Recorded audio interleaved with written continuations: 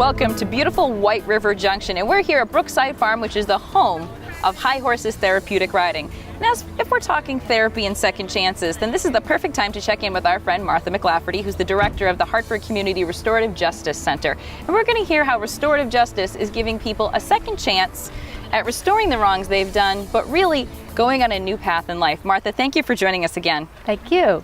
And for our viewers who might have missed our previous interviews, could you tell us a little bit about what is restorative justice? Yes, I'd be happy to. A little history, there are 20 justice centers throughout Vermont. They were started 20 years ago by the Department of Corrections to have more community involvement with the corrections population and also to provide restorative justice programs.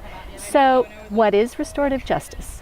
The current criminal justice system looks at crime according to what law has been broken and what is the punishment that fits the crime, or so what's the sentence that's appropriate for the crime. So restorative justice says, yes, a crime has been committed, a law has been broken, but what's really important is to think about who's been affected by this crime and what are the needs of those people who've been affected. So what are the needs of the victims, and what can the person who's committed the crime do to start repairing the harm? What can they do to make amends to the victims? What can they do to make amends to the community? What can they do to move forward? And moving forward is about repairing relationships, about becoming more part of the community, because if you have more connections to people and community, stronger connections, you're less likely to reoffend. You're not pushed away, you're not isolated, and you feel a connection to people and the community. And I think one thing that makes restorative justice so unique, the first thing is I think most of us in the community assume that that's what the criminal justice system is already doing. We're assuming that that's just part of the program. It's okay, you know, the punishment fits the crime and then things are all better, but not really. That doesn't heal the wrong necessarily. And the people involved, whether it's the victims who could be left in limbo or even the perpetrator in this instance, they're not really able to move beyond that experience. You know, I think that's the first thing that we kind of assume the criminal justice system is doing. But then the second thing is to look at those greater implications on the whole community. You know, one of the things we look at is recidivism rates. And it's terrible, like, oh, that person's a criminal, and suddenly, unfortunately, due to our system and whether they can break that cycle, they stay that way.